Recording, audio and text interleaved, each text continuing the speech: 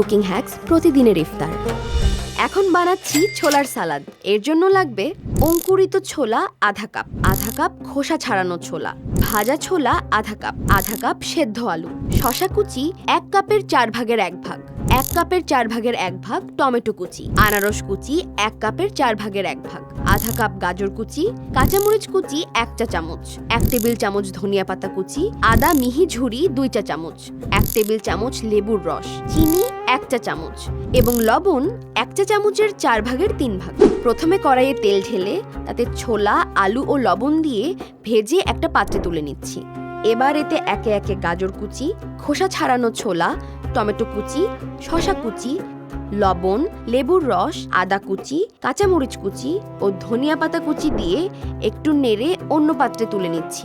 এরপর এতে আদা কুচি ও ধনিয়া পাতা কুচি দিয়ে সাজিয়ে পরিবেশন করছি দারুণ স্বাদের ছোলার সালাদ। কুকিং হ্যাক্স প্রতিদিনের ইফতার।